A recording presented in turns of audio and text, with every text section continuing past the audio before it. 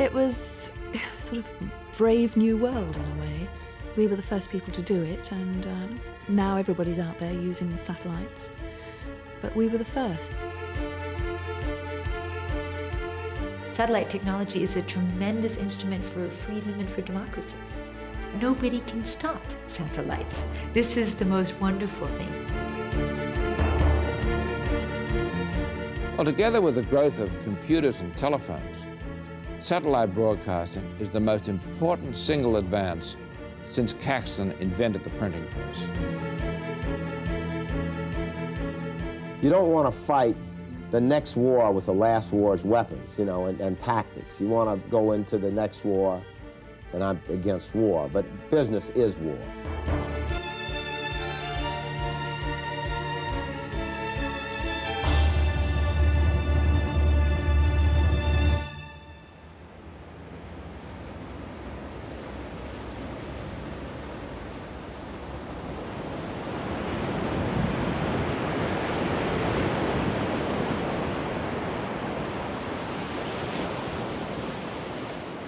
Mike Fitzpatrick was one of the first people in Britain to own a satellite dish. Now he's making sure he has the freedom to choose channels from all over the world. This is my window on the world, my satellite dish. It's currently pointing at a satellite above the Indian Ocean. It's at 63 degrees east of south. On that satellite, you've got channels from Iran and Italy. And as I motor it around, we're now going past some satellites which carry Russian television, Arabian satellites, German satellite, Turkish satellites. The first thing I do when I get home at night is make myself a cup of coffee. And I sit down, grab my satellite remote and look and see what's new. And it's quite tremendous to think that you're sitting here in Britain watching a channel, there's somebody over in Crete or in Egypt or Tunisia or South Africa or in Moscow is also watching. On top of all these channels, which are virtually full-time transmissions, you also get occasional transmissions of 2 or 3 hours a night, or maybe only 2 or 3 hours a week. And things like Vatican TV is a good example of that. I'm not quite sure what language the Pope's speaking in today. I used to work in Norway, and in Norway they had only one channel at that time, and it was 8 o'clock. And the main programme of the evening was how to grill fish. At that point, I think I cracked. I had enough, and I resolved there and then I was going to get a satellite dish. I wanted choice. The desire for choice is making satellite television an immense and highly competitive global business. But satellite is also causing fierce political debate. Some argue that it extends freedom and democracy. Others fear that it will ravage the world's diverse cultures, threaten national sovereignty, and undermine traditional broadcasting. What is certain is that satellites are changing the world at breathtaking speed.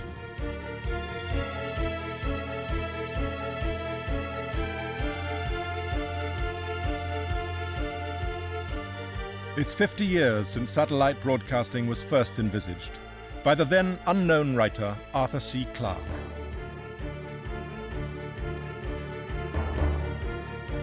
In 1945, I was in the Air Force, and I conceived the idea of using satellites as relay stations out in space, far enough away from the Earth for a single satellite to beam programs to half the planet. And I knew that at a certain distance from the Earth, the satellite would take exactly 24 hours to go around the Earth, and therefore would appear to be fixed in the sky, the concept of the geosynchronous or stationary orbit. That was the obvious place to put such a satellite, so I just wrote this up in a short paper, and that was that. 20 years later, Clarke's vision began to take form. In 1962, the first international communications satellite was launched, Telstar.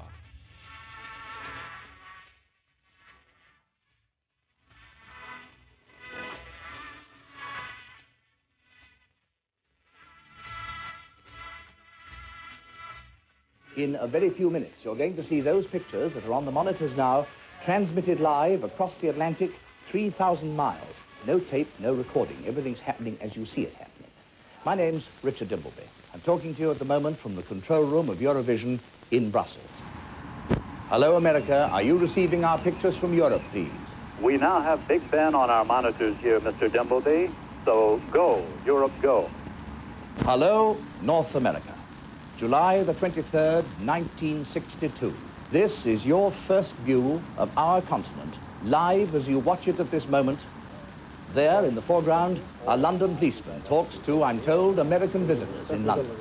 Big Ben in the background, the police woman in her familiar uniform.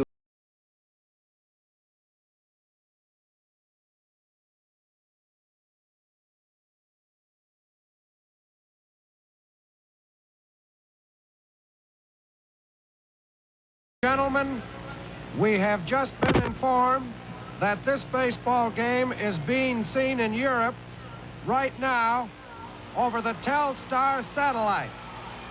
Let's give all the baseball fans in Europe a big hello from Chicago.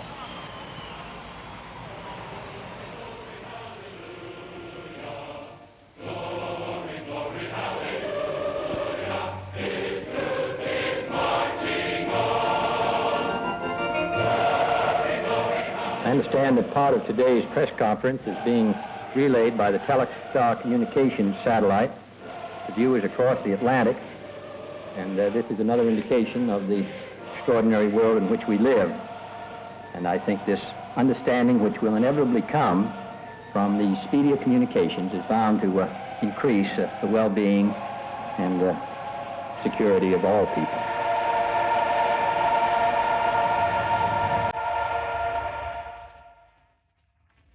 That was an experiment which demonstrated satellite's potential. But it was another 15 years before satellites could be relied on for regular television broadcasting.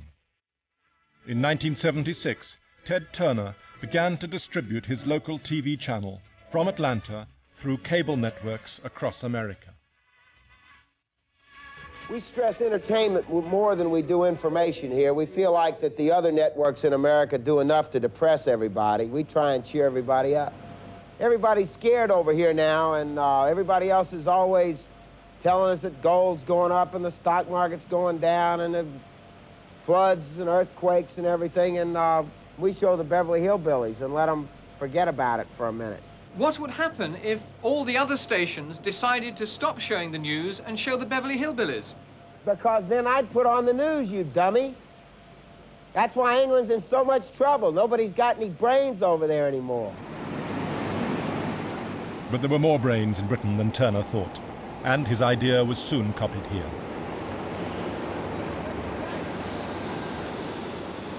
In 1982, Sally Harrison presented Europe's first ever satellite TV program. In those days, Sally and Amanda Cuthbert were colleagues. They were part of a small, adventurous group who became the first broadcasters of the new satellite era. How long ago was it? Can you remember? It was April 1982, wasn't it? So it is nearly 13 years ago, yeah. Seems like yesterday. It may do for you, it doesn't do for me. Oh, it was very exciting, and we were all new to it. Well, we were starting a brand new broadcasting service, a brand new way of transmitting television programs. And that night was the first night of the revolution, if you like. Well, changing the face of broadcasting. Well, we were the pioneers, weren't we? Together, they hosted the first night of satellite broadcasting in Europe. I think we started in English, didn't we? Yes, so yes. It was a good evening and welcome to satellite television. And then because we were going out to Norway and Finland, we spoke in Norwegian and Finnish. So I said, "Velkommen norska seere." And I said something like terveles suomalaiset or something. And then we must have both and then said, and welcome to television. Europe's first satellite television. Good evening. Good afternoon. Velkommen norska seere. Terve, tele suomalaiset. In Selimkom. Bonsoir. Guten Abend. Good evening. I'm Amanda. And I'm Sally. And we'd like to welcome you to Satellite Television's first evening of programming, coming to you by satellite from the heart of London. We start our program. Well, that's how our first ever satellite television service looked in April when we started. But we've been looking into how to do satellites for about 4 years. I went to America and discovered that there were already perhaps 20 or 30 satellite and cable channels that far back. And as they're the same number of frequencies over Europe, I thought perhaps there's the same number possible here. And I discovered that indeed there were. I thought, well, let's see how we can make it work. Brian Haynes managed to buy time on a telecommunications satellite for £300 an hour. He tried to persuade the company he was working for, Thames Television, to back his experiment. They refused. So he left and raised £4 million to go it alone. His team set up in a little studio off Carnaby Street.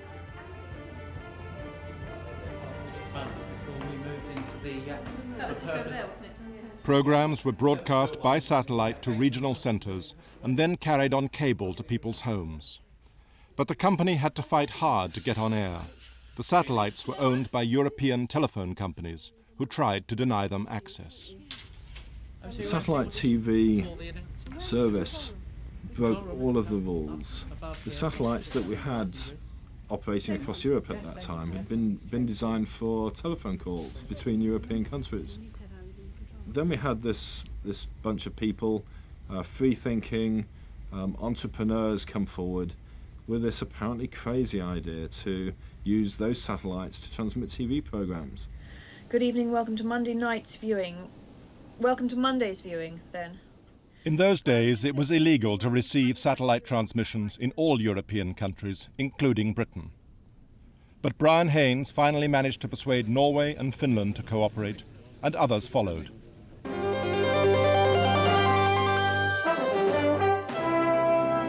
The energy from the satellite falls down over the whole of Europe, all the way from North Africa, right over Russia, all the way up to the Arctic Circle.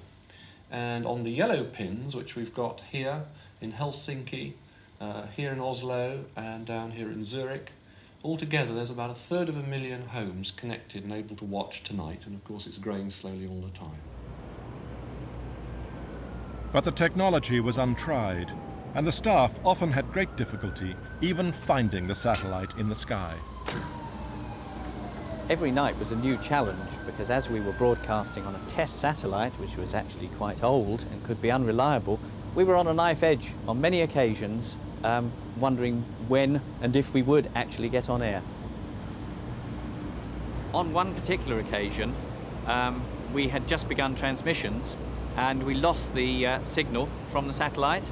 When we spoke to British Telecom, it proved that a repeater station between London and Martlesham had in fact got a fault, and the only way that this could be fixed, because it was an unmanned station, was that the duty engineer had to go out on his bike a number of miles to a hilltop to fix it before we could continue broadcasting. It was the first time anybody had put together a pan-European type of programming. So we were thinking obviously very much how channels worked here, but we had to think, well, you know, the Europeans are watching this, so we've got to get comedy, visual things. And I do remember that I think it was a documentary where basically these elephants were kicking this ball about. As well as buying cheap programming from abroad, they showed British golden oldies. But after a year, the money ran out, and the company's backers lost confidence. Then a media mogul began to take an interest. We were looking for more investment in the company. And then 2 journalists turned up one day and had a snoop around, Australian journalists, which later on we discovered were Murdoch's men on the ground sniffing the place out. Clearly, we were anxious not to reveal our identities because obviously our company had a high profile in media. And this was such an experimental environment. We didn't want to get too many people too excited about our interest. So it's true that I wouldn't use the word undercover, but we were working pretty hard not to reveal our identities. Their report was persuasive. In 1983, Rupert Murdoch, already the owner of Britain's News of the World, Sun, Times and Sunday Times, decided to buy Satellite TV Limited. He changed its name to Sky Channel. We tried very hard to keep it British. We tried very hard not to sell it to Murdoch. But in the end, his pockets were the deepest. And after we'd solved it, we were summoned to his office in Gray's Inn Road. Split-level office. We sat on the lower level in our big bungee sofa. He sat at his desk, considerably higher than us. I just said, well, what have I bought? He was looking at the programming schedule, and he saw the movies and the cartoons, and then he picked on a title which was called Window on the World. And he said to me, what's this particular series about? And I said, well, I've bought a series of documentaries. And he stopped me. And he said, I know what you've done. You've bought a load of crap and given it a good title. And I thought, oh God, this is a good start. Then he laughed. And he said, don't worry, we do exactly the same in Australia.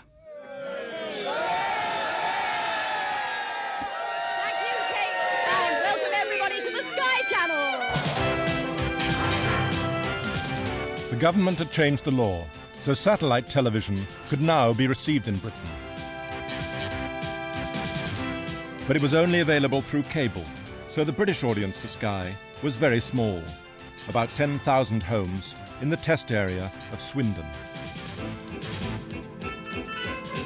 I can remember in 1984 Rupert Murdoch saying to me, this thing is not going to be a business until you can deliver a satellite signal to a dish the size of that coffee table. And I can remember looking down at this coffee table and thinking, it's technically impossible. In Luxembourg, the impossible was beginning to happen.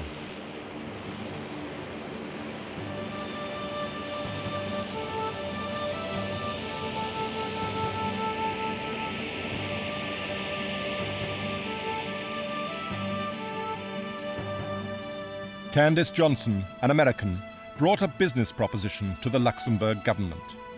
It was to revolutionize satellite television.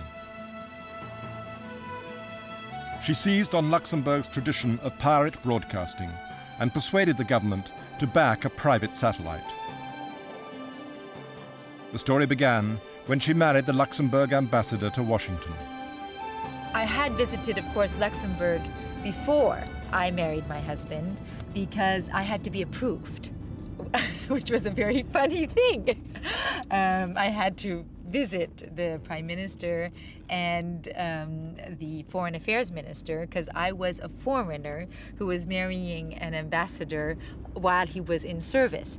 And so my mother bought me a new suit and I flew to Luxembourg to be approved. Before I married my husband, I told him, I said, well, I will marry you, but I will keep my name, my money, and my career. And I wanted to be, however, a good ambassador's wife. I wanted to do something for Luxembourg, but I wanted to do it my way. And so I thought, well, what could I do for Luxembourg? And I come from what I call a satellite family. My father was one of the first pioneers in satellite communications. He was the assistant head of the Office of Telecommunications Policy for the United States, for President Kennedy and for President Johnson. So I thought that this was something that I could do for Luxembourg. And I wrote to the Prime Minister in June of 1982. And I said, well, here I think this is why Luxembourg should have a private satellite, and this is how you could do it. So then, in February of 1983, a number of people, we worked and we got together an idea for Luxembourg to have a multinational private satellite.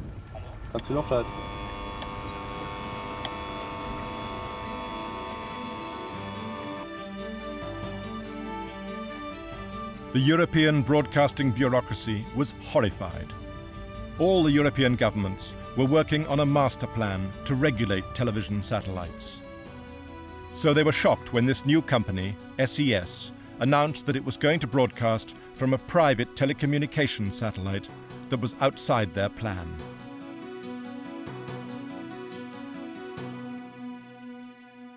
Now, everybody was against this. I mean, everybody. The monopoly PTTs, the Post and Telecommunication Companies, they didn't like this private satellite project because they all had their own public satellite projects.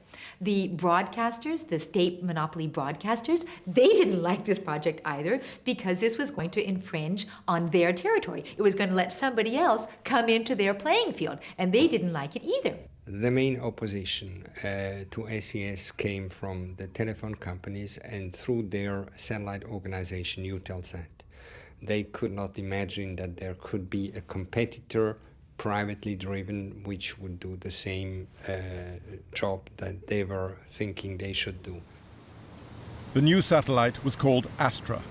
Most telephone companies wanted to keep it out, but one was prepared to break ranks and team up with Astra. It was British Telecom.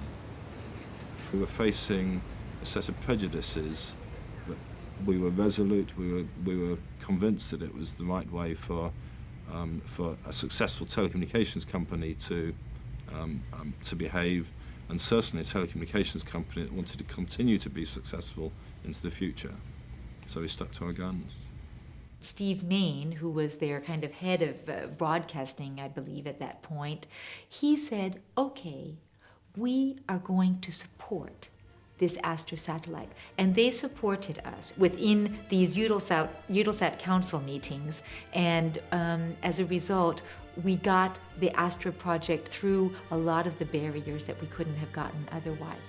Now, the interesting thing was that BT was a major partner in both Intelsat and Eutelsat, and when it suddenly announced it had done a deal with this private sector operation called SES, or now known as Astra, everyone sat up and said, what on earth is going on? Why is BT breaking rank with the other PTTs, with the other telecommunications operators internationally? What on earth's going on? Is there about to be a sea change in things?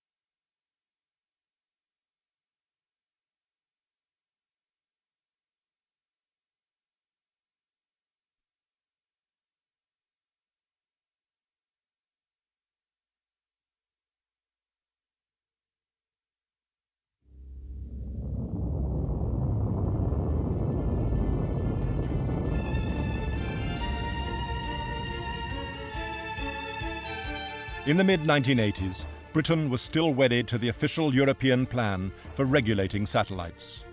In 1986, the Independent Broadcasting Authority invited bids for the license to be Britain's satellite broadcaster. One group has emerged which we believe contains the reality of the present with the vision of the future. The IBA has accordingly, this afternoon, offered the contract to British Satellite Broadcasting, BSB. BSB had won the prize, but it carried stringent technical conditions.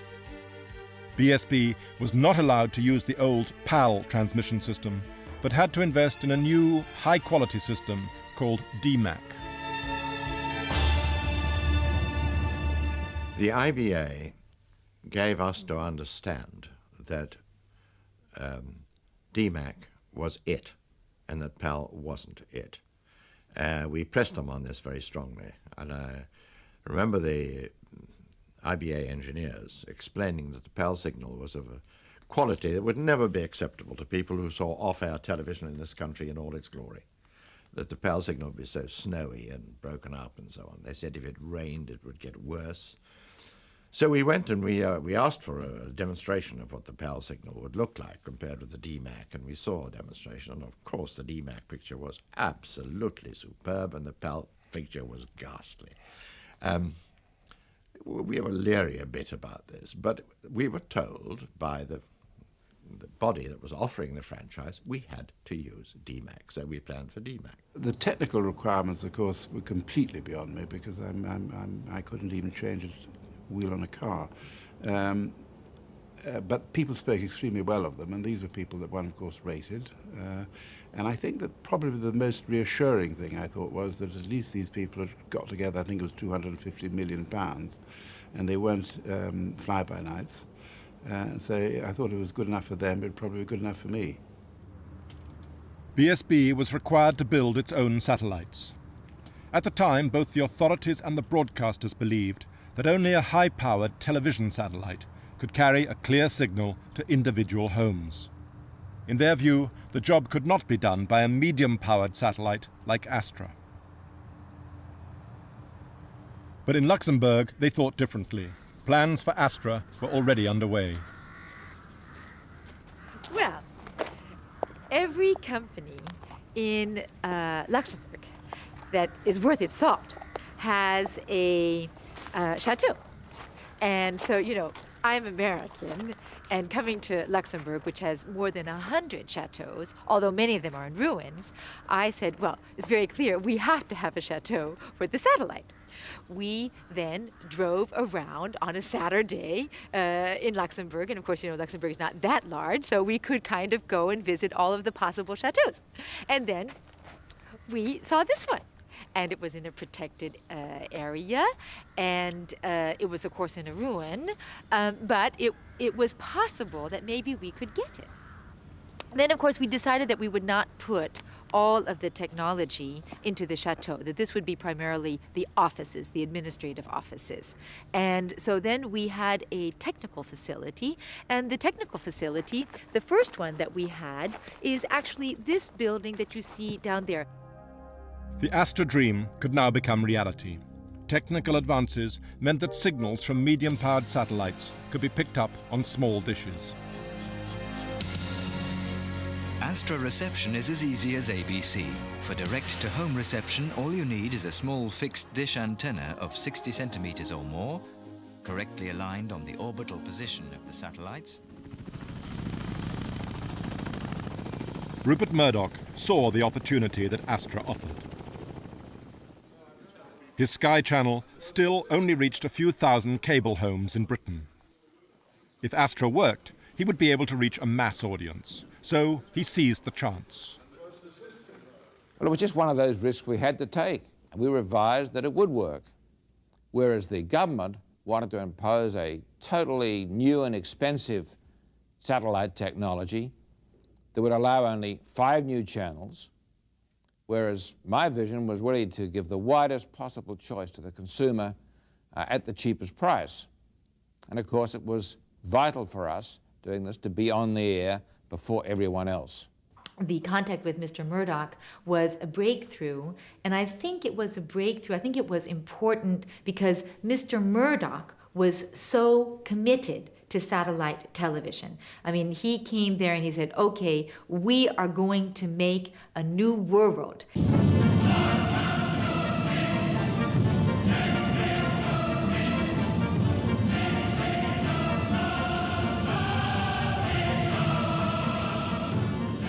Rupert Murdoch heralded the new world 6 months before Astra was actually launched.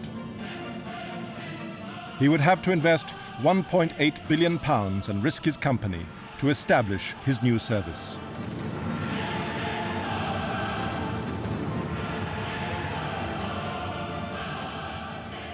I'm happy to announce today that Sky will be leasing 4 transponders on this magnificent new Astra satellite, which will the company based in Luxembourg, and which is due to be launched on November the 4th of this year. It was a bolt from the blue. It was a surprise, and not a very pleasant surprise. We then hoped that the IBA engineers were right and that the PAL signal would be unacceptable. BSB also hoped that Murdoch would be banned from breaking its satellite monopoly. In fact, by being on Astra, Murdoch had put himself beyond the reach of British broadcasting law. In reality, what happened was that the Thatcher government of the mid-80s was willing to allow Rupert Murdoch to come in with an alternative way of delivering satellite broadcasting to the people of the UK, and indeed some might even say that this shows that the person who says boo to government regulators is the one who gets away and does best out of it.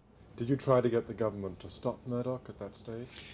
Did an awful lot of talking to the Home Office and indeed to the Prime Minister herself and to various to the government in any way we could. And what was Mrs. Thatcher's view? I think that she thought we were rather wet.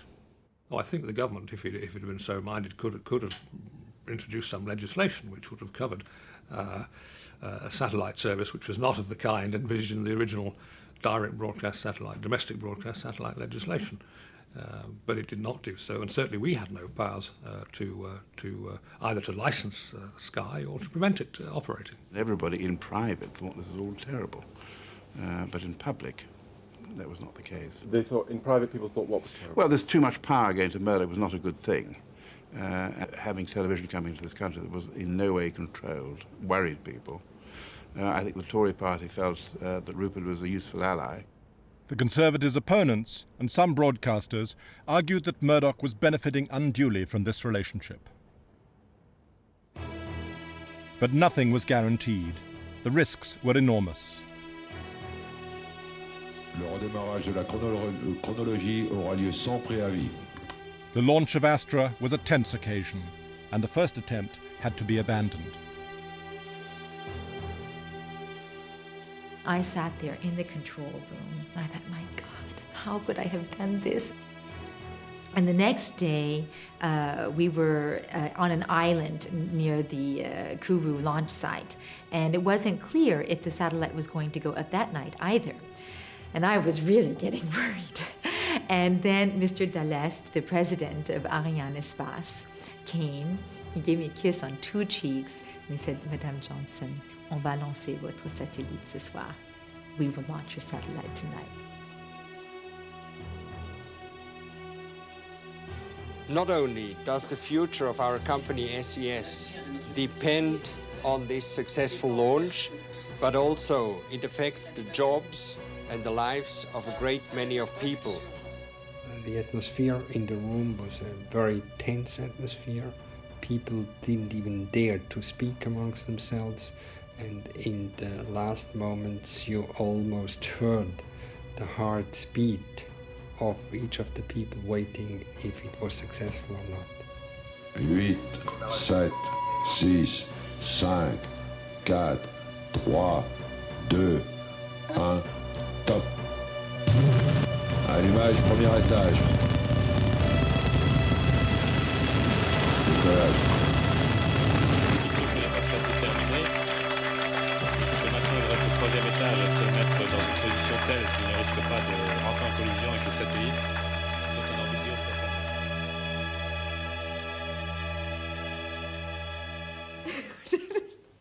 It was really one of the happiest moments of my life.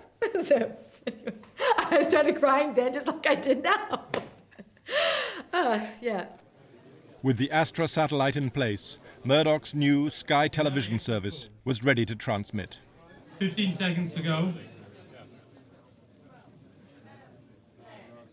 9, 8, 7, 6, 5, 4, 3, 2, 1, go! Sky Television was able to deliver 4 channels direct to people's homes before BSB had even launched its satellite. This is Sky News. 10 Britons will sell their kidneys to this man. The new face of Moore's murderer, Myra Hindley, back in hospital this week. And the heart-lung mother says, "Happy birthday, son." And nobody complained about the picture quality. Alas, the IBA engineers were wrong. The PAL signal, as we all know, is perfectly acceptable. Once we knew that, we knew we had real competition on our hands, and we looked again at our projections, and they did not look nearly as good as they had done. But how could such a huge mistake have been made? Because at that time nobody had actually tested in reality just how possible it would be to deliver PAL systems via a medium-powered satellite, which is what the Astra satellite is and was, into the home. I don't think it's surprising that the IBA and the Home Office at that time didn't recognise the potential from these new satellite systems that we saw. They were custodians, in a sense, of the broadcast establishment. They were custodians of broadcasting history rather than shepherds of broadcast's future.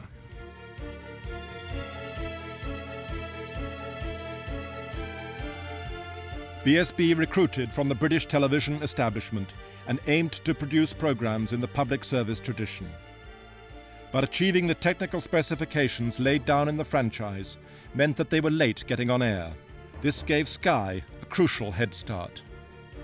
While everybody thought BSB had all the cards, they were the establishment choice with monopoly power and monopoly money. We approached the whole project in a completely different way.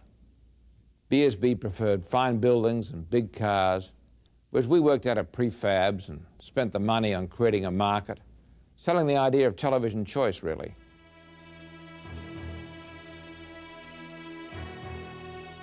The war between BSB and Sky was relentless and nearly destroyed them both. We were losing money, very, very heavily. But the same was true of Rupert. He was losing money, very, very heavily. And it was a slow bicycle race. I don't know who was losing it quicker than the other one and who was going slower, not wanting to merge. But it was clear as can be that a merger must take place if the thing was going to be viable. 6 months after BSB went on the air, Sky and BSB suddenly announced a merger. Joint Deputy Managing Directors will be Sky's Gary Davey and BSB's Ian Clubb. The merger brings to an end a satellite war, with both parties claiming tonight there can no longer be a loser in the TV space race. The new company was called Sky B and was owned equally by Sky and BSB shareholders. But to the outside world, it seemed like a Sky takeover. I've heard the word bloodbath used a lot. I mean, a lot of people tried to portray it as this terrible slashing that was going on, but it was a business reality. And everyone knew it had to be done. There was no painless way to deal with it. The Australians strode in. Rupert sat at my desk. There was that little chap who's done very well for them, who sort of tore down all the non-smoking signs and got through his 60 a day. And there was a sort of violation. It's wonderful. I mean, I do admire Rupert. I think you just clean out everybody, and therefore there can be no sort of tribal warfare twittering on, as that so often happens when you get murders. I mean, I think that we were killed to a man. So ended the first battle of the satellite wars. A lot of blood had been spilled, but the loser kept 50% of the spoils. The clash proved the importance of being first. Murdoch was first with the dish and the first to understand the potential of the Astra satellite. After his success, the other satellite broadcasters clambered aboard and Astra became the hotbird of Europe. But Europe was only the beginning. There was an even bigger market waiting on the other side of the world.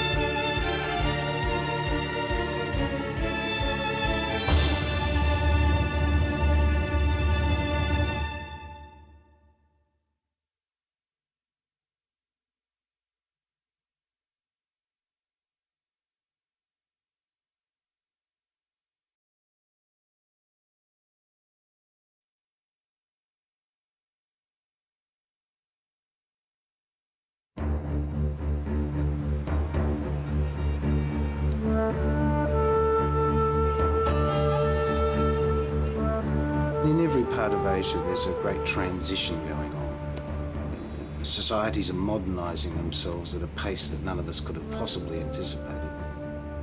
It's satellite heaven. I mean, what other technology is possibly going to work to reach all of the people?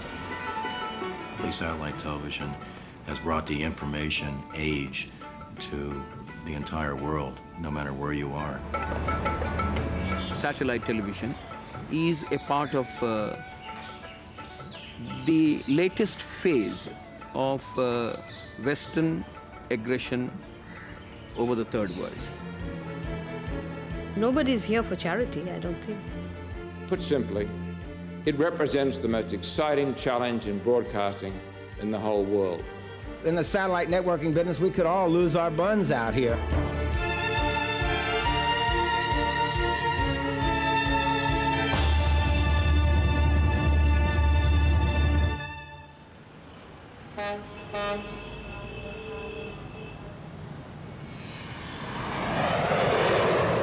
Satellite broadcasters are now fighting for Asia. Huge populations and economies expanding at 10% a year are commercially irresistible. Media moguls from all parts of the globe are converging. In December 1994, the vice president of Ted Turner's news operation, CNN International, traveled to Hong Kong to be at Asia's biggest ever television bazaar. Okay. All right.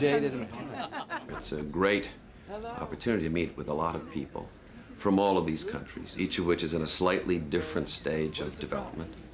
You're here looking for somebody, right? The marketplace doesn't care at the end of the day where it comes from, as long as what they're getting is what they want to watch and what interests them and what they enjoy. 150 channels will beam across Asia by the end of 1995, and there's a limitless demand for programs. Merchants from east and west laid out their most tempting wares. Nobody wants to miss out on the future. BBC Worldwide Television can unquestionably make money. BBC News and Information World Service Television will certainly make money.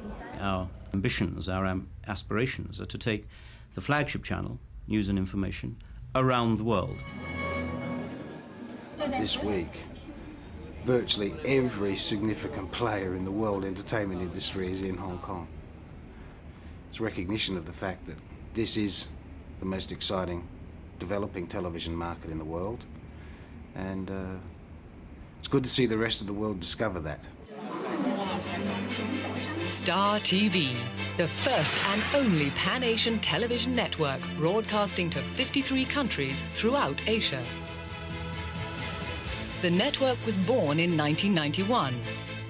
At the beginning, it wasn't simply a money-making exercise. It was a real feeling that you were a pioneer in uncharted territories. It certainly wasn't a safe gamble at any stage. 4 years ago, a wealthy Hong Kong trading family risked $300 million relaunching a burnt-out satellite to beam programs down to more than 50 countries. AsiaSat was the most powerful satellite in the Asian skies. Star TV could reach 3 billion people across 12 time zones, from Turkey in the west to Japan in the east. The original strategy for Star was that the network would look at or attract the top 2 or 3% of each country economically within our footprint, and that would add up to a very sizable market, given the fact that we were beaming into 52 or 53 countries at the time. Imagine having access to 5 different channels, 24 hours a day. The 5 new channels which descended on Asia included sport, music and entertainment from the West. The new BBC World Service Television was part of the Star package. The Asian deal came along almost as an accident. They were people who needed our programs, and we had programs which we could put on AsiaSat. So it wasn't so much a strategic decision to go into Asia as to take the first opportunity, which happened to be a huge one, to sell our programs to a major satellite operator. We had always been focused on what Star TV was doing in Asia. Right from its inception, we were intrigued by it. It was something we monitored very closely. I guess in the full knowledge that at some point we were going to become very active in Asia.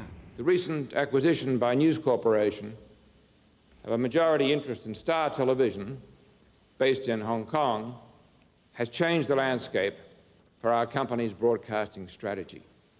Our ambitions include the creation of new channels with worldwide reach. With our partners, we will aim to create and cover global events. When he bought Star in 1993, it was losing $1 million a week. But Rupert Murdoch thought it was worth risking $525 million. While his competitors hoped he would come a cropper, Murdoch saw Star as a crucial part of his global satellite empire. It had the tremendous advantage of having a far superior satellite signal, and so the growth of reception of the Star programs far outpaced the growth of CNN during this period of time, and indeed outpaced everyone else. It had a better distribution vehicle, and it had the exclusive right to use that distribution vehicle. Today, Star is in 54 million homes throughout the region, way ahead of its competitors. But now, Murdoch's rivals are joining the fray.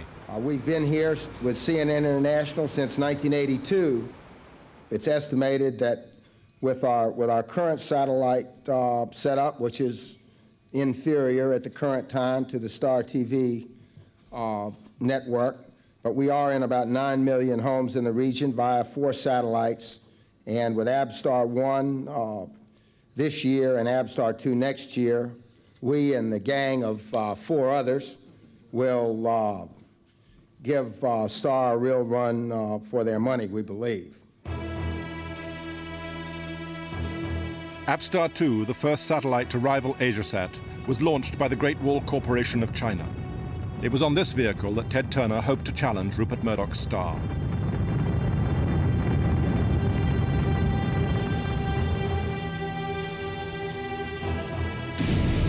But Turner and his so-called gang suffered a setback. AbStar exploded on takeoff. But it was the first of many satellites due to launch over Asia soon. One of these will take Ted Turner into the skies this summer.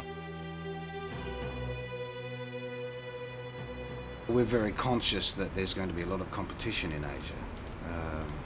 There'll be a lot of satellites, but I think we have the advantage of having been in the market for a long time and understanding the market very well.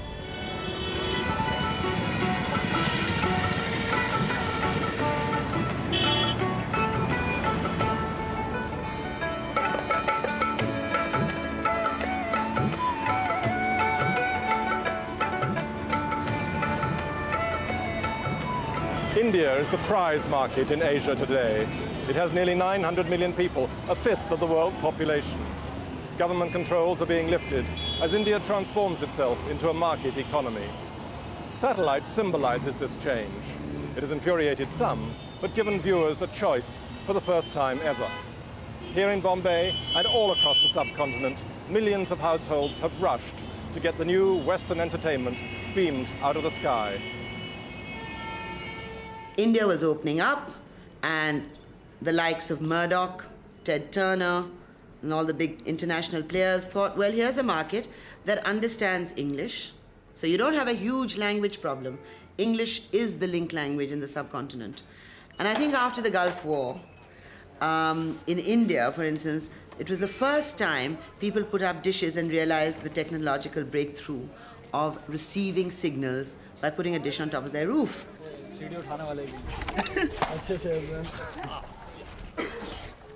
Mrs. Roop Sharma is a shining example of Indian business initiative.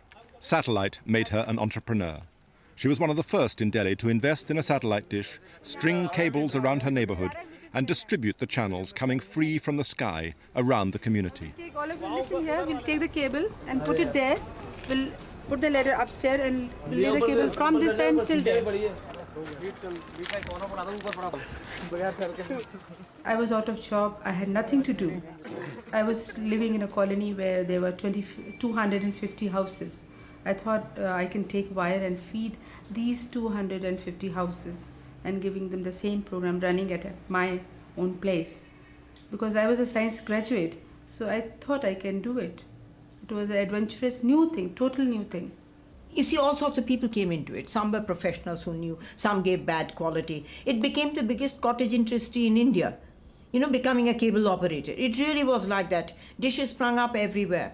But I think that they are an advantage for a country like India because they can get people who are not so well off, who can't afford their dishes on expense accounts or otherwise. I used to go to house, door to door, conversing for this cable TV.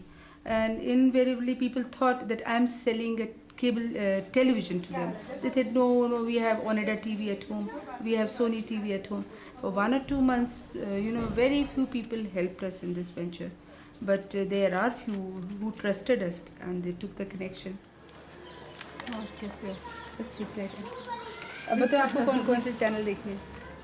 There was no real competition.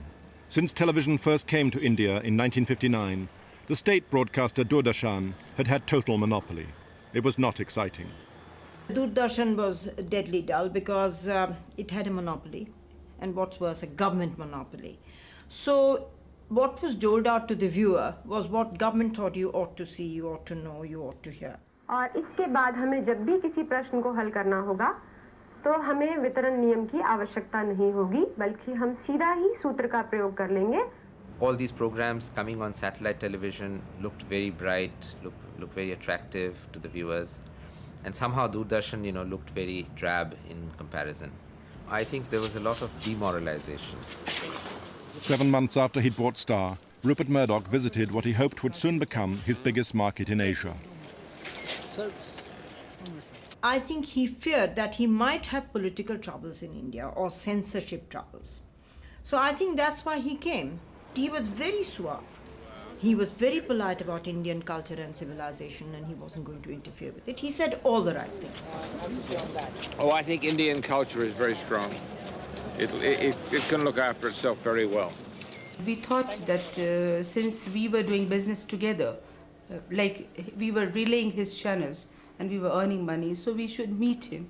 We thought of meeting him, and it seems that he is too busy a man to meet cable operator who are making him popular. Offended, the cable wallahs threatened to cut off Star TV for the whole of his 5-day visit. The ploy worked. The next day, he agreed to give them 10 minutes. We said if he has got 10 minutes time, then we are equally busy people because we have to look after our customer as well. So I said, I have got only 5 minutes to see him. If he can talk to us in 5 minutes, it's okay. And after that, when we went to meet him, he sat with us nearly for 2 hours, more than 2 hours. We think there are something like 60,000 cable operators, and we think they deliver about between 14 and 16 million homes. So they represent a very important part of our strategy in India. It's impossible at the moment to get any revenue out of the Indian cable business. It's just not structured by any rules, copyrights, regulations that enable cable operators to have to pay any programmer for any signal. We love them, and we take, as I think one must, the long-term view, and it is in our benefit, along with those of other satellite channels, not just Turner's, to help and encourage the growth of a very vital business, new business in India, and perhaps we'll get paid down the road. We don't pay our telephone bills. We try to avoid paying our electricity bills. The farmers in this country have never paid for the electricity they've ever got, and why the hell would they pay for entertainment? Supposed to be free.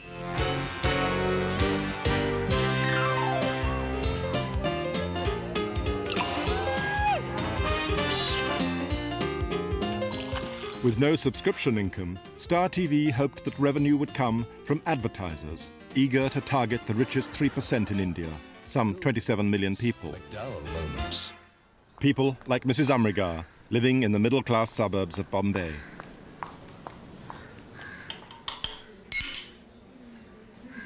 It's nice and quiet and peaceful, a little away from the hustle and bustle of the city.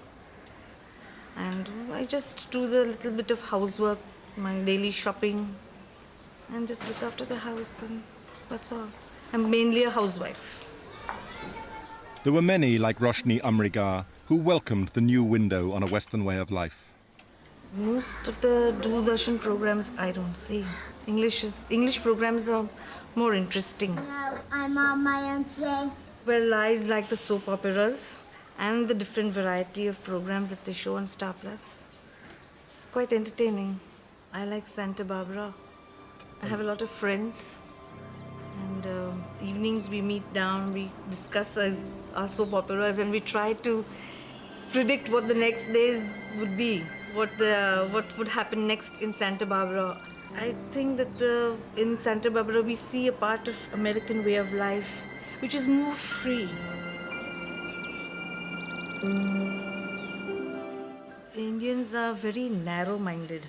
They would not want to be demonstrative and, show their true feelings out in society. Whereas the Western culture, the Western way of living is more free.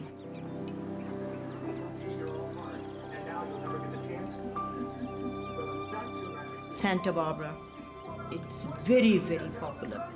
I mean, there was incest and love-making and adultery and the sort of thing you didn't get on Doordarshan.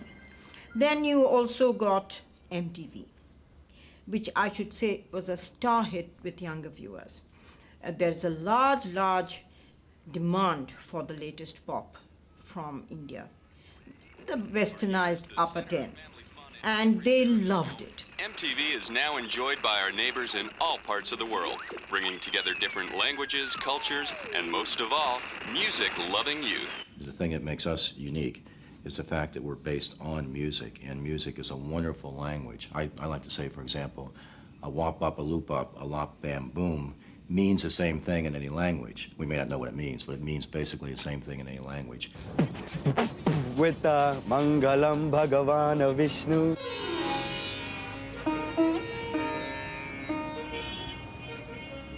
But the need to protect Indian values and traditions from the Western space invaders is still debated. Television has immense potential to educate people. In India, 65% of people are illiterate. But you are carrying Coca-Cola to them, you are carrying Pepsi-Cola to them, you are carrying a Madonna to them, you are carrying a Michael Jackson to them. You are making them wear clothes which for 5,000 years nobody wore in this country. This is what you are carrying to them. You are not telling them about health, about hygiene. But through the satellite television, you are trying to sell something that is totally alien. You are making them a captive audience for your entertainment, which is foreign. With a different theme every night. 5 chances to indulge in romance. Zaibanisa is a Bombay servant who was first captivated by satellite while sweeping her employer's floor. And take a closer look at the magic of movies. फिर मेरा आदमी कुछ करने नहीं लगा, फिर इसके लिए फिर मैं भी करती हूँ, बच्चे भी करते मेरे। फिर नहीं करेंगे तो फिर कैसा चलेगा, मेरा घर चलना मांगता ना, बच्चे खाने वाले 2-3 होंगे तो फिर मेरा घर चलेगा ना। कर लेते कैसा भी, थोड़ा बहुत ऐसा चल जाता है, ऐसा कि अपना चल जाता है। Zaibanisa earns 600 rupees a month. That's about £12. She's lived in this street in the slums of Bombay since she married 10 years ago. This one room is home to her, her husband, and 3 children. There's no fresh water, no sanitation, but since last year she's been connected by cable to satellite television. She pays 100 rupees each month to her local cable operator, 1/6 of her income. बच्चे लोग है ना, अभी दूसरे के घर में जाते, दूसरे को तकलीफ होती, इसके लिए मैं क्या करती, बच्चों के वजह से काम करती, वो बाइक के उधर से लेकर आई, आधा पैसा, हाँ इसलिए लेकर आई, आधा पैसा भर के आधा पैसा उधार रखी थी, फिर पगार में से थोड़ा थोड़ा उसने काट के, उसने अपने घर में थी वो दी मेरे को. What is valid in the West is not valid for my country. You have a whole different set of values. Your problems are problems born out of affluence. My problems are problems related to poverty and exploitation of several hundred years. Now, when you beam your consumerist culture to this country, the whole egalitarian concept is removed. You have a section of the community which can afford these things, and you have an overwhelming section of people who are not able to afford these things. In fact, Star's original Western programming never seduced the Indian masses. and the audience it did attract was not large enough to keep the advertisers happy. The agency executives watch Star. Maybe I watch Star. But that doesn't mean that the 900 million people in India watch Star, because only 2% of that population knows English. अभी हिंदी जानते ना, English तो पहचानते नहीं बराबर, तो हम लोग क्या करते हैं, हिंदी देखते. अगर इंग्लिश समझता होएगा तो थोड़ा बहुत इंग्लिश हिंदी जाए. It was mostly the urban elite who were watching it. And initially, as far as, if you want my opinion, I think it was a status symbol to say, oh, I'm watching so-and-so program and I'm doing this. But after a few months, the initial sense of euphoria began to pall. As a result, the viewer, who I think in India is very discerning, surfed around and went back to the local language channel, which was not particularly good either. Rupert Murdoch recognized within 6 months that this was not a country where you can dump any old program. Murdoch's people realized that unless they devised a completely new strategy, their star would never rise.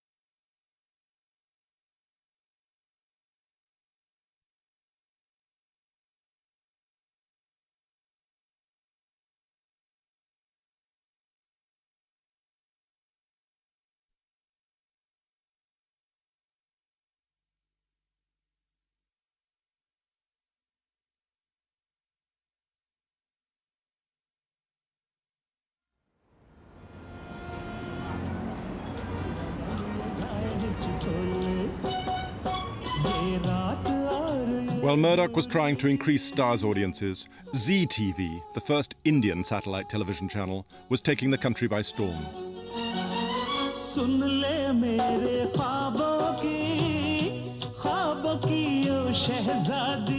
Zee went by playing Hindi soundtracks from being a less than shoestring operation cobbled together by a couple of guys in a back room in Bombay to, without a doubt, probably the most successful story in broadcast history, making its money back in the first year in spades. Zee TV is a young, youthful, dynamic, at times irreverent channel which needed to be there because there was nothing like this. And that's the personality we have built up for the channel.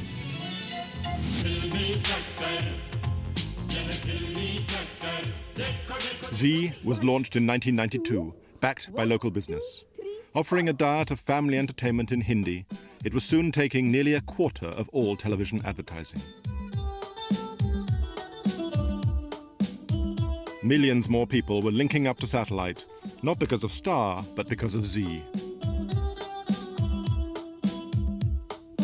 There's a tremendous acceptability of the English language in India, but it must be delivered alongside programming that originates in Hindi. We decided that the best way to go forward in India was jointly with Zee. And that's why we bought half the company. And I'm pleased to say that that partnership has worked out beautifully. People believe, and I would like to be one of those people in believing that Murdoch needed us probably more than we needed him, but that might be presumptuous. So it's best to say that he needed us as much as we needed him. Star TV. In December 1994, the new partners launched another local language channel. LTV. And more are promised. ये तो है sensation. It's got it all. It's young. It's bold. Department बदनाम हुई है आपकी वजह से. Terror. We need to respond to what the market wants. And what we're seeing in India is us responding to a market demand. The market is demanding more local programming. We can't produce it fast enough.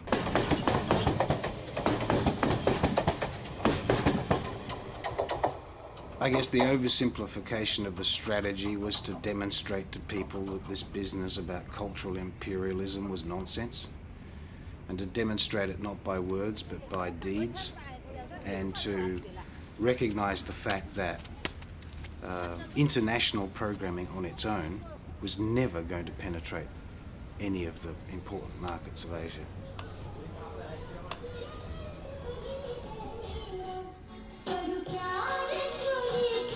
It was particularly true for music. Everyone believed that music knows no boundaries, that it crosses over everywhere, that it's like bad wine, it travels very well. In fact, the reverse is true.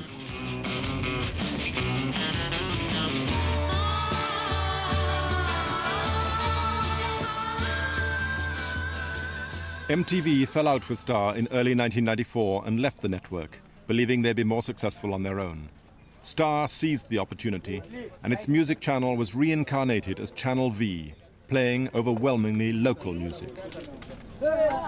We are not seen as a Western interloper anymore. We have our VJs on the ground there now. They are touchable, they're patently Indians, and it's taken a lot of heat off what I think probably could have become quite a nasty situation if we had remained as a Western channel beaming into India. Oi, I'm back. I can't speak for other services or other satellites or other channels, but that's the direction that we're going in. Not because we have a great sentimental attachment to Indian culture, but simply we realise that that is what our business is, and it won't grow at all unless we address that. Hey Ram, ये क्या हो रहा है? So, without further ado, let's watch Mohra at number 10.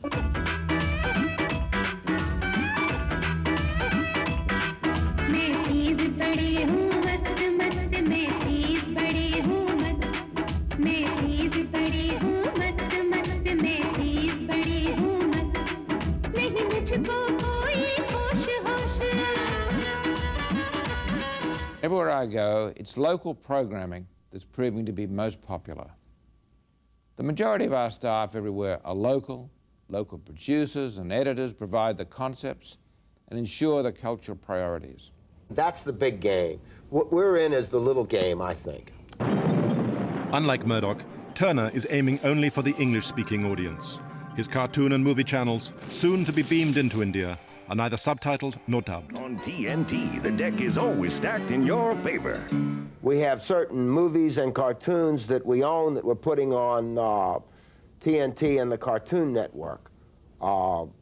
And certain programs, I mean, I've already run in many countries on local stations. The Cartoon Network. The asset we are seeking to exploit is the asset of these very large libraries of television product. Now, that product may well be irrelevant to the Tamil speakers or the Hindi speakers, but as long as we can capture some percentage of the English fluent market, we'll seek to do that first. Basically, though, we don't worry too much about the competition. We do the best job that we know how to do of broadcasting and let our competition do the best job they know how. And amongst magazine programs on BBC World, The Clothes Show has the fashions for summer 1995. Like Turner, the BBC is recycling its domestic programmes. That's cheap. What's costing new money is the BBC's determination to challenge CNN as the leading world news service. To them both, this is the important battle. The profits are not in money yet. They're in prestige and influence. What really made us get into it, and what made people realize that we had to get into it, was the impact of CNN during the Gulf. And that crystallized opinion. They said, we cannot just have one organization, CNN, dominating world television like this. The BBC has got to be in there as well. The tradition of the World Service is to attempt to take accurate, impartial, and comprehensive news services around the world. I happen to believe that that's a basic democratic right. We do our very best to ensure that we're speaking to an international news agenda. Not a British agenda, not an American agenda, an international agenda. Now, with CNN International, we have an English product that is distributed globally, and we go after the 3% or 5% or 10% or 12%, whatever it is in each country, which is first English fluent, and second of all has an interest in receiving global news, international news, produced by an American network. There was certainly a news vacuum before satellite came to India. The state broadcaster was not only dull, but deferred to the demands of the government. Before satellite arrived, Doordarshan was, you had a telecaster who read out government handouts, more or less. News as given by Indian news agencies. There was nobody at the floor level who would have the gumption or the courage to take an editorial decision there and then. He'd ring up the cabinet secretariat, or he'd ring up the Ministry of External Affairs. And even they would say, hey, I think when in doubt, cut it out. Just don't use it. That happens even today. So long as Doordarshan remains a government thing, the interference of government ministers is going to continue. So to a large extent, the Director General runs Doordarshan as an organization, but he is always subject to the orders of the Secretary and the Minister of Information. Certainly, there is a certain amount of conditioning by the fact that it is a state-run organization. That is inevitable. I mean, it is state-run, so it would perhaps pay a little more attention to state news than it would to other things. This is a commemorative program to Mrs. Gandhi, the sort of thing which comes up every year. They seldom have any variations on it, only it's a new set of people saying how well they knew her, how good she was, how wonderful she was. You never have anybody saying that she made one little mistake somewhere. I can't help remembering a classic remark which Mrs. Gandhi made during the emergency. There was a station director's conference, and it was a secret conference, but I got this from my husband, who was then a station director. He stood up and asked, "Madam, what about credibility?" So Mrs. Gandhi, who was then Prime Minister, she had already been Information and Broadcasting Minister, said, credibility? What is credibility? This is a government department, and it will remain a government department. And I think that's how it has more or less carried on down the years. I wish I could say that Doordarshan is as credible as the BBC. It certainly is not. For reasons other than the way it presents the news. I'm afraid that's a situation one will have to live with. The BBC has had, I think, to work very hard to build its present reputation up. And it'll take us a long time to do that too. 15 minutes before the ceremony was due to start, all seemed to be going smoothly. Hindu holy men were sitting peacefully on the open ground in front of the mosque. At the end of 1992, there were violent conflicts between Hindus and Muslims over the possession of the Babri Mosque in Ayodhya. This was the first time that the BBC's journalistic principles clashed with the interests of the Indian government. Seemed to make any effort to stop them.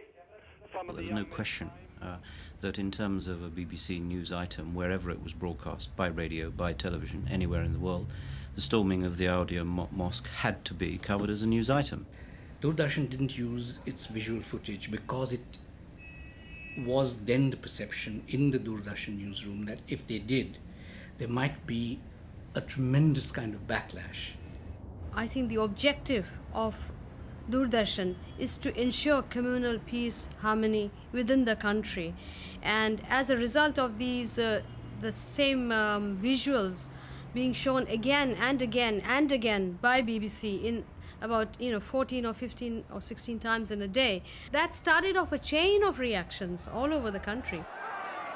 I didn't believe that it did anything whatsoever to exacerbate the sensitive situation that existed at the time.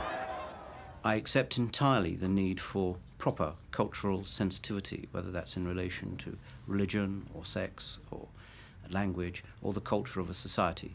That, to my knowledge, does not extend to accepting a censorship or a veto on the news content of our programs.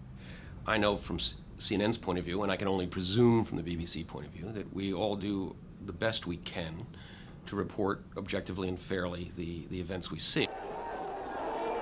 Satellite now makes it impossible for the government to censor the news with impunity. Well, the state ultimately will have to give up its control of the media gradually as the competition from the satellites mount. And Indian industry begins to feel that the only response is private television.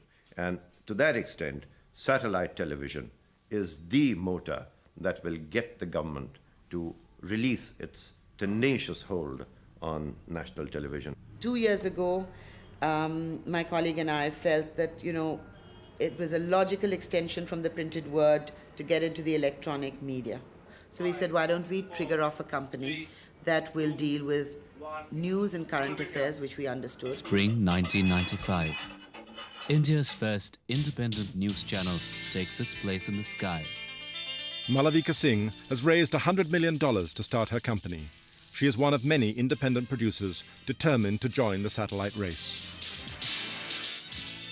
Prime time, in the evening, we will have current affairs shows like you have anywhere else in the world, debate, discussion, interview, the works. Democracy is important to us, freedoms are important to our people, and I think that it will be a winner. As became more and more clear on this trip around India, the international barons now have to reckon with India's own entrepreneurial spirit. Indian broadcasters will not allow foreign multinationals to cream off all the profits in this huge new industry. In the next 2 or 3 years, we'll probably have, maybe a doubling or tripling of the channels available in India. And so there's no way of getting away from them. At one stage, we were faced with this, with the question as to whether we should try to control, these satellite channels in some way, or whether we should take them on in a spirit of competition. And we chose the latter. Other governments in Asia are trying to ban satellite television. In India, proud of its democratic traditions, that will not happen. Satellite does bring dross, but many Indians believe it is also reinvigorating their democracy. Those who protest against it are increasingly isolated. As far as the technical aspects are concerned, my knowledge is limited, but if I have an opportunity, then satellite television will not be able to operate the kind of programs that it is operating in this country. We will not allow it. Well, that George is a very dear friend of mine. He threw Coca-Cola out of India and it's back. Now, to an Indian, it is Coca-Cola culture which is coming. You can protest about it, but you can't stop it. See, the winner in this whole game will be a satellite or a broadcaster or a maker of the program who is giving program according to the Indian culture and our choice. It's condescending to the people of this country to assume that they're foolish enough to accept anything that's thrown at their faces. We've had cultural invasions in this country. We've had Islam come in here. We've had the Brits come in here. What's wrong with us? We've survived it all.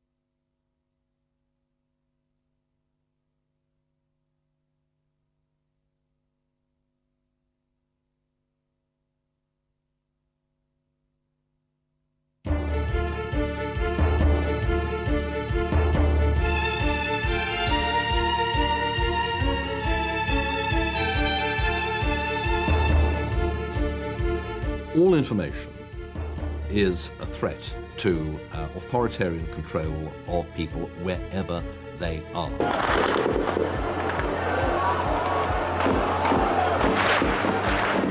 Now with the broadcast of satellite television signals, then the people have access to the outside world.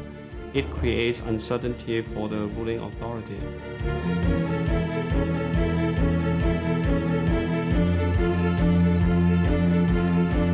The issue is not actually to do with whether one programmer is more powerful than another programmer. The issue is going to be is who controls the gateway to the television set. We're sort of trying to put the limits of a nightmare, but maybe it won't be a nightmare.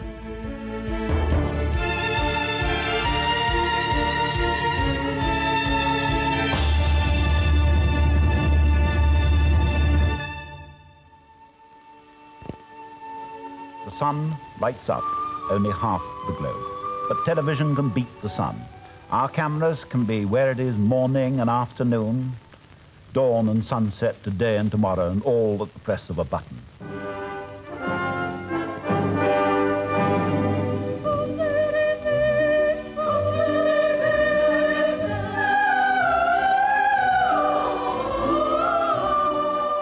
In 1967, the BBC invited a host of nations to join in the first global satellite television program.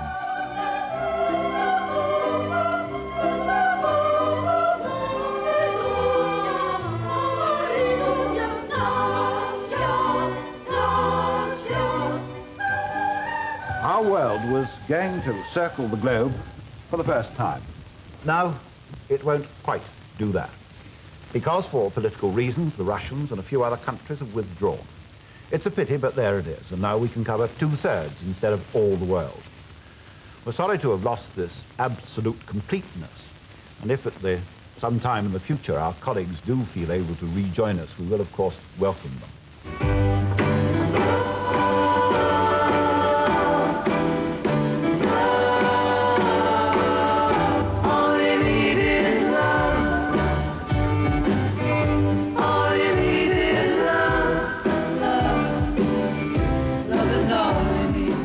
But it would take more than goodwill to build a global village. Global village is not created by the motor car or even by the airplane. It's created by instant electronic information movement. The global village is a world in which you don't necessarily have harmony. You have extreme concern with everybody else's business and much involvement in everybody else's life. 60 or so seconds of shaking turn Kobe into a chaotic nightmare. Frantic search for the living. Tragic loss of life is impossible to calculate. Global television news has had an enormous impact since CNN began to broadcast internationally less than 10 years ago. I've noticed it in many parts of the world that you're suddenly aware that the person you're talking to spends too much of their time looking over your left or right shoulder, and then you realize that the screen is on behind, that CNN is on, and their eyes are desperately flicking backwards and forwards the screen in case something momentous happens. It's totally absurd. Of course it won't. But this is what the creation of international global satellite television has done.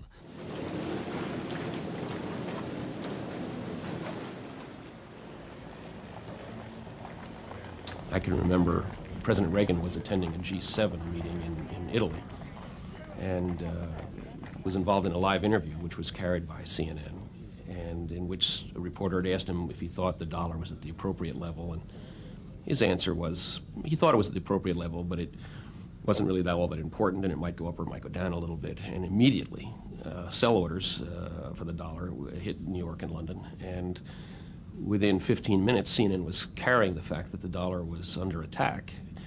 And Marlon Fitzwater, the president's spokesman, was back on CNN about 15 minutes after that, saying that the president had meant to say that the dollar was exactly at the right level.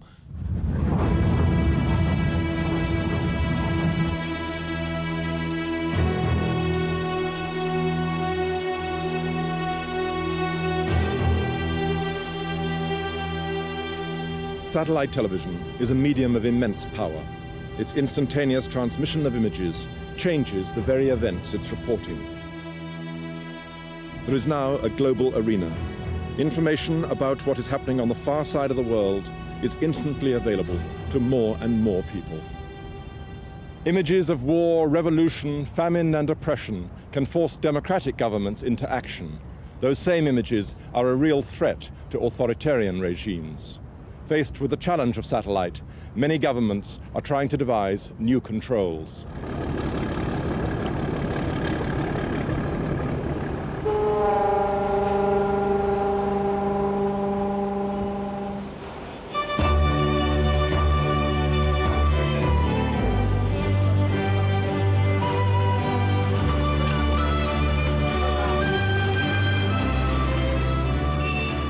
China's 1.1 billion people are in the vortex of the satellite revolution.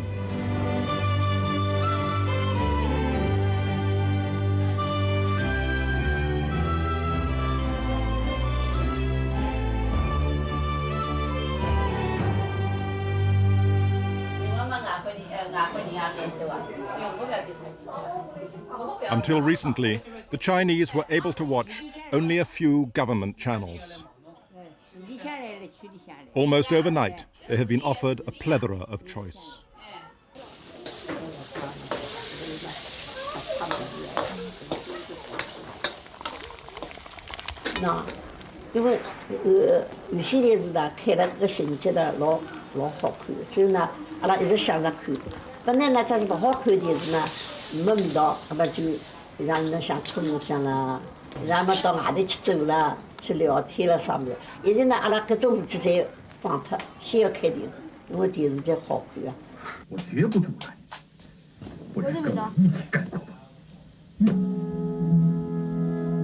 The people of China are receiving two conflicting messages from their government. They are being told to be good consumers and embrace capitalist economics. They are also being told that they must continue to accept communist political control. The greatest fear that they have for an open information system is that they may lose control. They are afraid that if the people get access to foreign information, then their minds may get contaminated. They will be influenced by foreign ideas that may create unrest or chaos in China. So in order to suppress all this unrest and Western behavior, they are trying to tighten the ideological grip as far as possible. It is a controlled society, and you must control the media to continue to control the society. Internal security and the media are the two keystones, really, to controlling the society. And if you have an uncontrolled television channel which could uncontrolled comment, uncontrolled opinion, by uncontrolled I mean opinion and comment which might be directly opposed to the regime's views at that time on certain things, then that could create instability. If I sound out of breath, it's because I've come down in an elevator and I have run to the CNN anchor position. We were just told by the government of China that about 58 minutes from now, the government will pull the plug on all transmissions out of this nation. The approach to Tiananmen Square by troops from the west of Peking last night was typical of everything that has followed since then, and completely contradicts the Chinese government's claim that its target is a handful of hooligans, criminals, and counter-revolutionaries. The government crackdown occurred after students had congregated peacefully in Tiananmen Square to demand more liberalization. All our evidence suggests that this has been only a response by the people of Peking to the extraordinary and murderous onslaught that's been launched on them. The students realized that they are covered by the whole world's media that emboldened them in some way, and they realized that they were very important. They were making a significant world event, so that in that way it promotes the students' movement, and also it gives them greater courage.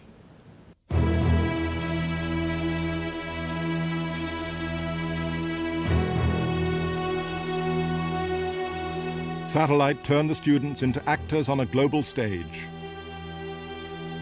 An embarrassed Chinese government knew the world was watching, and soon the Chinese people themselves would be able to receive satellite broadcasts. Advances in the technology of telecommunications have proved an unambiguous threat to totalitarian regimes everywhere. Fax machines enable dissidents to bypass state-controlled print media. Direct dial telephony makes it difficult for a state to control personal conversations. And satellite broadcasting makes it possible for information-hungry residents of many closed societies to bypass state-controlled television channels. Rupert Murdoch began broadcasting to China in July 1993, when he bought Asia's biggest satellite station, Star TV. One of Star's 5 channels was BBC World Service Television.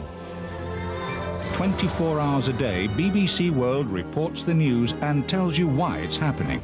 We always knew that our appearance on Star Television was going to be very tricky with China. They had, after all, thoroughly disliked what we broadcast during Tiananmen Square. We always watched with great concern what the Chinese reaction was. I have to say, we always knew that if the Chinese decided to cut up rough, we were not going to temper what we broadcast just in order to stay there. But it was a very tricky relationship, and it actually came as no surprise. They took the first opportunity they could to complain to Murdoch about what we broadcast. 但是呢，应该说，现在世界上还有极少数敌对势力呢，是在政治上进行反华，进行一些不切实际的一些宣传。像类似这样的内容，理所当然的，作为一个主权国家会遭到拒绝的。In October 1993, the Chinese government began controlling private ownership of satellite dishes. It was an obvious threat to Murdoch and other satellite broadcasters. A few months later, Star renegotiated its deal with the BBC. Murdoch extended the BBC's lease on the southern beam, but removed it from the northern beam, stopping the BBC broadcasting to China. I don't think anybody can quarrel with anybody over their need to protect their investment, but it did rather clash with some of the more high-flown remarks he was making about the impact that satellite television was capable of making on authoritarian regimes. But he argues that it's a slow burn impact and that images of Lassie and other American soaps will have just as great an impact over perhaps a slightly longer term. Well, I think that is a slow burn argument as well, and it evades it. If Lassie is going to subvert Chinese authoritarianism, and I rather doubt if it will, then I'm very sure that the open display of political dialogue, discussion, and critical news and current affairs will have that effect very, very much more quickly. The decision we took was not taken lightly to remove the BBC from one half of our transmission. There were concerns, political concerns about what some governments felt it was doing, and at the same time I had very limited technology. I had a limited capacity on the satellite. I felt a tremendous pressure to get into pay TV as quickly as possible. Something had to go.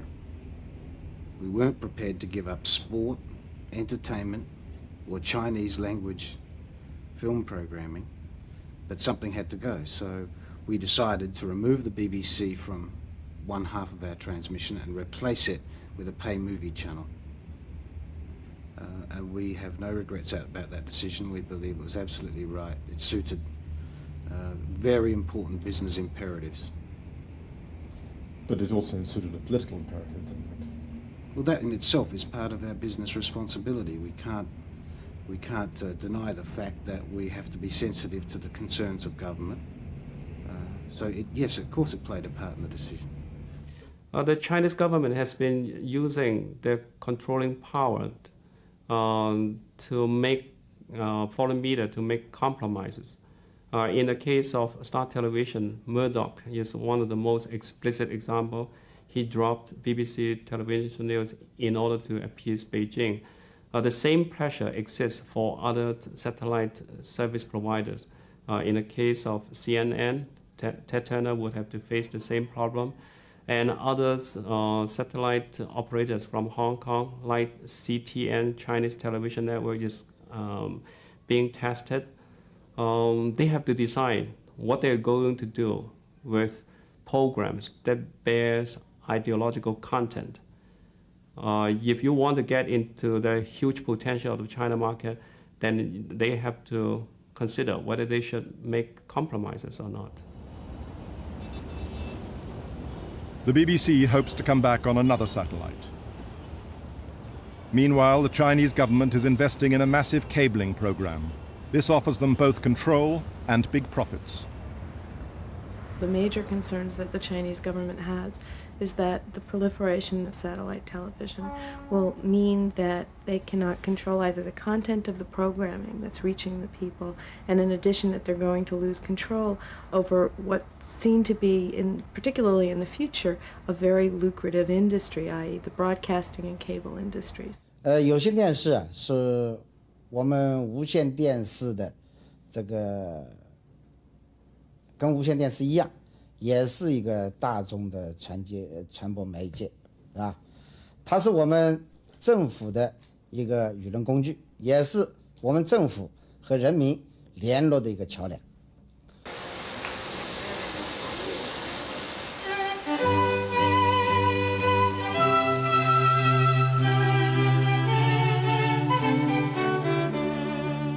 Government-owned companies are cabling Shanghai at the rate of 50,000 homes a month.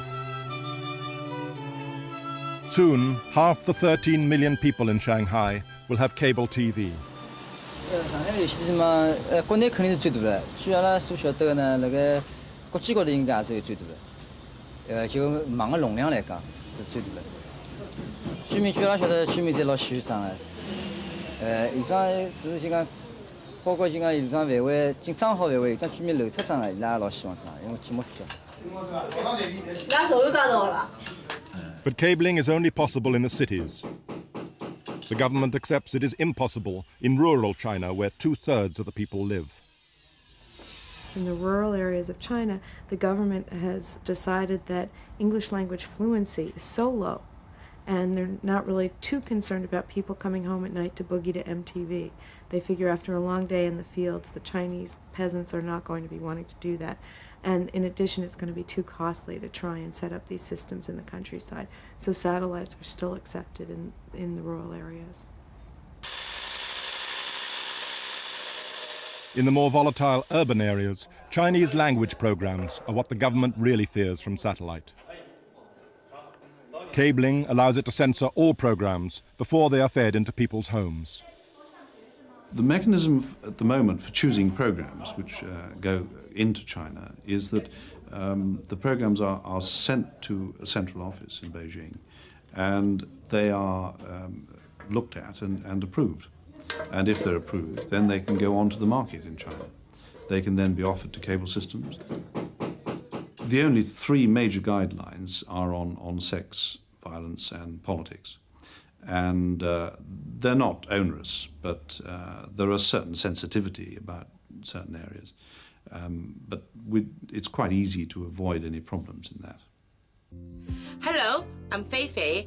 Welcome to China Entertainment Television Broadcast, Asia's first satellite television network devoted to Chinese family entertainment.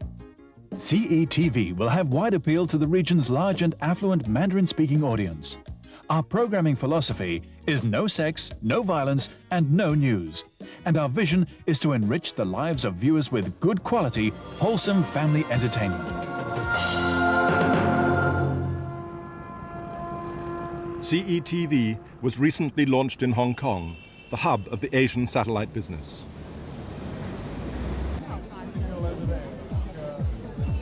Robert Chua is hoping to transmit his new entertainment channel on cable systems throughout China.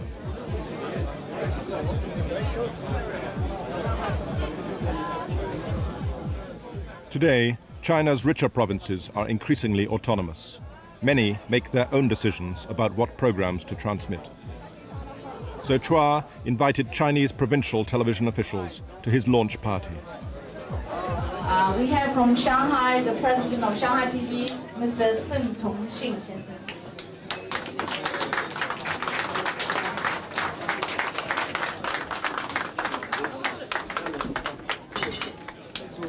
华裔电视一帆风顺。 The vote means smooth sailing in Chinese. Mr. Xing from Shanghai TV. From the president of Sichuan TV, Mr. Cao Peizun 先生。谢谢。让产业市场的熊猫作为我们2个广播电视传播机构的使者，架起我们有力的桥梁，愿我们的合作更广阔。谢谢。 What is it that China doesn't like about satellite television? What is China concerned about? 中国的政府希望的华语电视吗？你知不知道？这个我还不是很清楚，不是很清楚。Not very sure. All right, thank you very much. Very nice to meet you. PNG. Through such and such. And what about news, like BBC News? 像 BBC 这种新闻怎么说呢？就是像英国广播电视他们那种新闻，我们是不是也无条件的接受？不可能的。That's impossible. That's Why? impossible. Ask Deng Xiaoping. Robert Shua's new Mandarin language channel will spring no nasty surprises on the Chinese government. He'll make sure of that. Shua believes that to crack this vast new market, you have to practice self-censorship and do what the authorities want. He calls his new channel government-friendly family entertainment. What that means is no decadent Western values, but also no BBC-style investigations, no forthright reportage, no criticism of dictatorships, and indeed, no news at all. And now, let's preview some of the programs coming your way on the Family Entertainment Channel on CETV. In light entertainment, we have Happy Times, which has been created by Robert Chua in the spirit of Hong Kong's favorite variety show, the legendary Enjoy Yourself Tonight.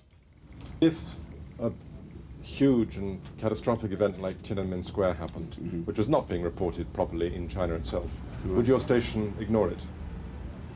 Yes, because we want to concentrate on purely on entertainment, because I want to leave totally politics out. I mean, if I report it, people will criticize me. Am I for or am I against? If it is reported in a positive way, or in the opinion of the Chinese, then I'm blamed. If I report it negatively, I mean, it's a matter of opinion. I mean, I don't want to be involved in all politics. I say I don't want to involve in politics. I want to give clean entertainment, and that's it.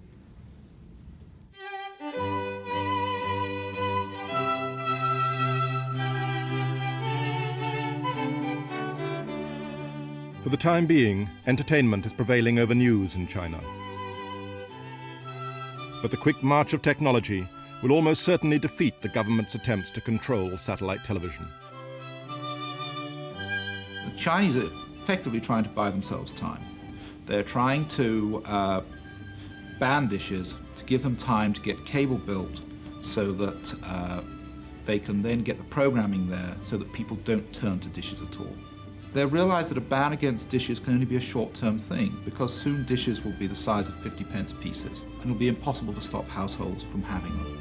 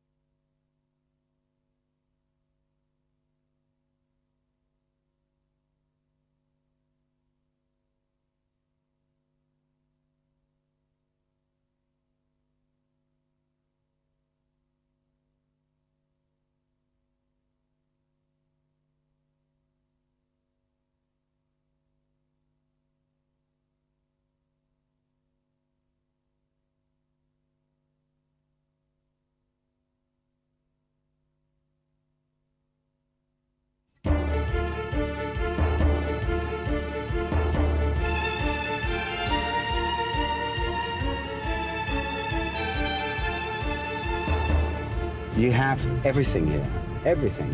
You can see the whole world. You don't have to go nowhere but London.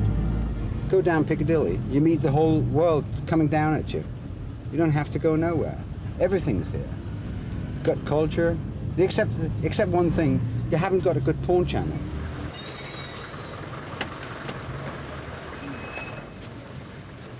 Gorm Oldorf wants to set up a new satellite channel in Denmark. He's hoping to make a fortune by transmitting hardcore pornography across Europe. Channels like his confirm people's worst fears about satellite: uncontrolled porn raining down from the skies. You don't get pornography free. It's something that you have to pay for. You have to buy a decoder to de-scramble the picture and the sound. You have to buy a card. You have to document that you are above 18 and that you as a person yourself want to watch it. If you don't want it, you don't buy it. Simple as that. And if you don't have the decoder and you don't have the card and you don't turn it on, you won't have pornography. British regulators have already driven off the air Red Hot Television, one hardcore channel. They will use the same mix of diplomatic and commercial sanctions against Oldorf. But Britain has had to learn to live with soft porn. Our prey becomes tangled in a web of lust, and we devour the flesh of its bones. In 1989, the governments of Europe tried to confront the problem of satellite television. They issued a directive called Television Without Frontiers, which in theory binds them all. But different countries have different concerns, and the British are outnumbered on pornography. There is, I think, quite a difference between the United Kingdom and most other European countries. We are, I think, rather more prudish in these respects than they are. And I think we have to accept that it's difficult to argue that, you know, it is everybody else who's out of step.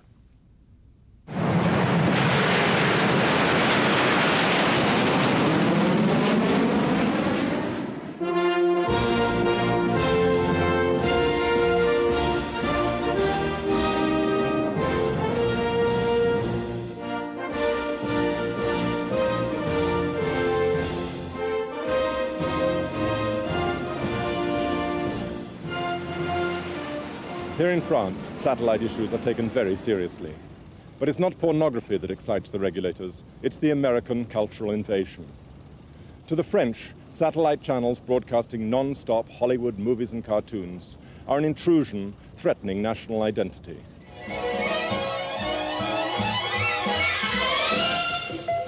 Meet George Jetson. One clause in the European directive said that at least 50% of television programs should be homegrown where practicable. The directive is enforced by each country when it licenses new channels.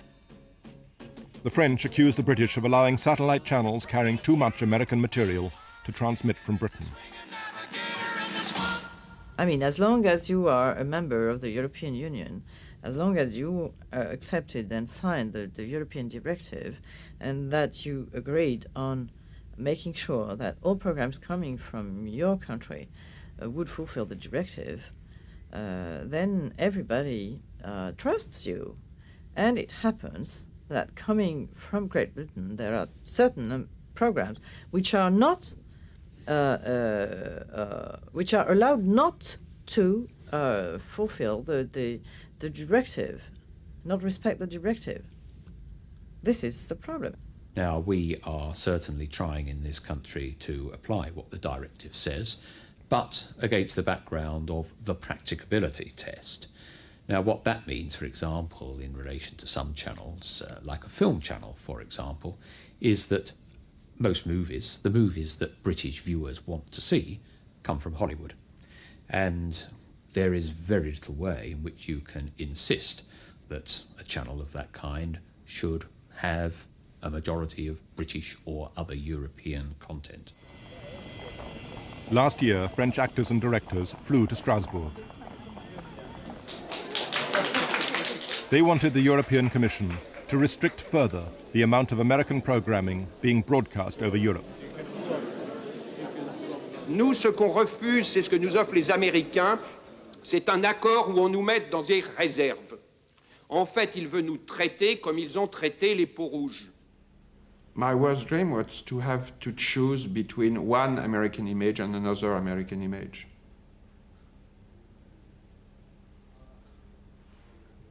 I want to have the right to choose between a British image, French image, Spanish image, an Italian image, and one or two American images. But I want to have the right to go on dreaming in French. Faites-vous ouvrir la porte, messieurs, dames. Faites-vous ouvrir la porte. Au revoir, merci. The French seem now to be losing their battle. Other European countries argue that in a world with more and more channels, quotas are a nonsense. The problem for the French, of course, is you can regulate cable and satellite. Does that mean they're going to have exactly the same regulations in the video store? Does that mean if you go into the video store and you rent 2 American films, the next time you turn up, the store owner says, Jacques, you cannot rent another American film or else we're going to set the culture police on you? I don't think so. And this is the problem. We are all very much attached to the fact that ideas have to travel freely. So this is the dilemma, how to guarantee, to protect the freedom of ideas and the freedom of thought and the freedom of exchanging ideas, and the fact that we have a right to refuse certain programs. This is a television revolution, a revolution in quality entertainment, a revolution in choice. Now, in one stroke, Sky Television... In Britain, a different anxiety drives the satellite debate. It's quality all the way. When Sky was launched in 1989, the establishment worried that it would threaten what they thought was the best television in the world. Existing broadcasters said Sky would drag all television down market. I don't know what you mean by down market and up market. That is so English, class-ridden snobbery when you talk like that. We broadcast for everybody. We come from other parts of the world. I'm an Australian by birth. I believe in equality, and I think everyone's equal, and I want to give everybody a good choice of programs. He just flies in 1 million Australians who are completely who treat television really like a commodity and don't believe that television has any kind of cultural value or significance at all.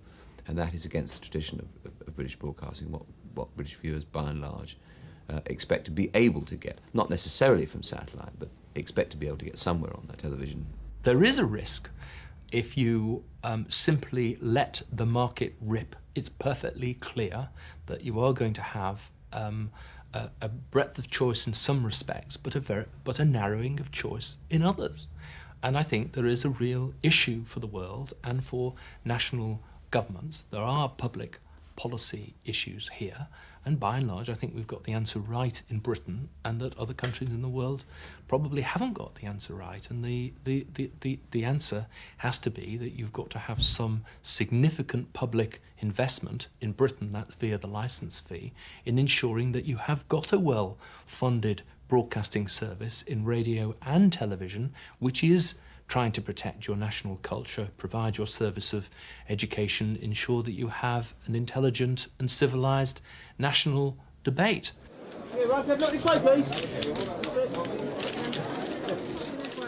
The next battle in the satellite wars will be over access to the distribution systems.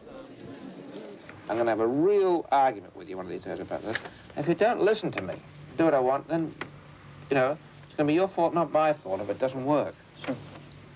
When he moved into the satellite business, Rupert Murdoch had to start from scratch and create a decoder and subscription system. That system now dominates the British market.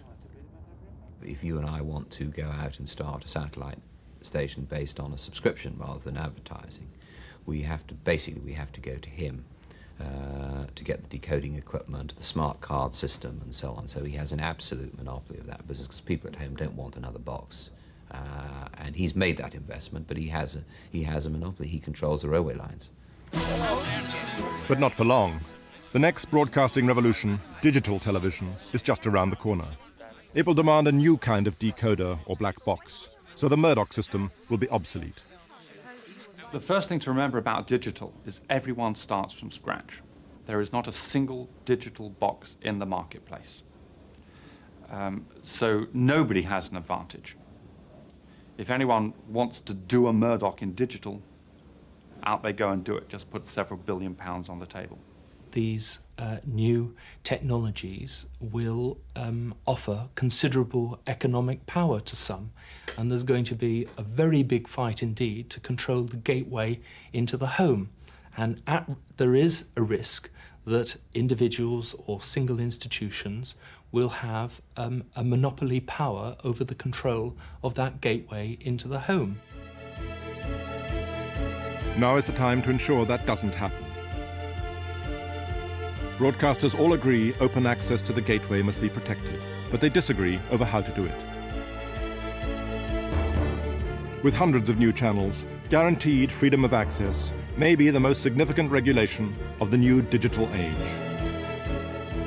When you can dial up a program from Atlanta, what is the point of European quotas or the ITC for that matter?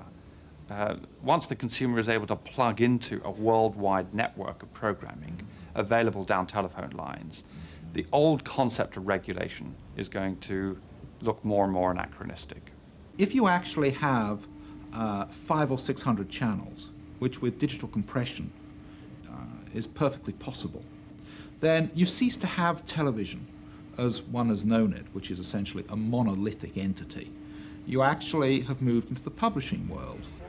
The sheer quantity is going to make it very difficult to regulate indeed, and you're going to end up regulating in exactly the same way that you regulate magazines. In other words, it will have to conform to the standard laws of libel and sedition, or whatever it happens to be in any particular country.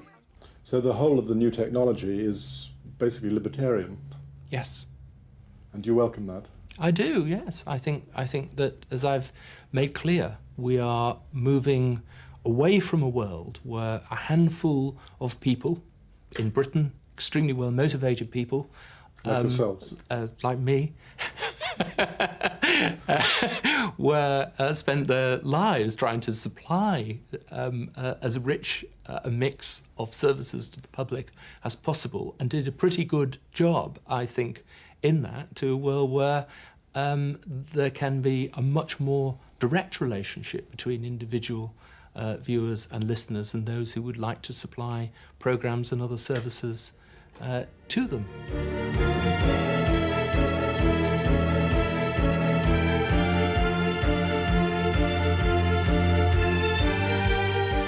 Revolutions in technology are driving us helter-skelter down what is now called the information superhighway.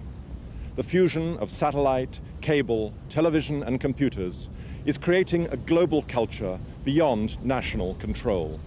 The danger is that cultural diversity will be submerged. The opportunity is for a genuine democracy of information.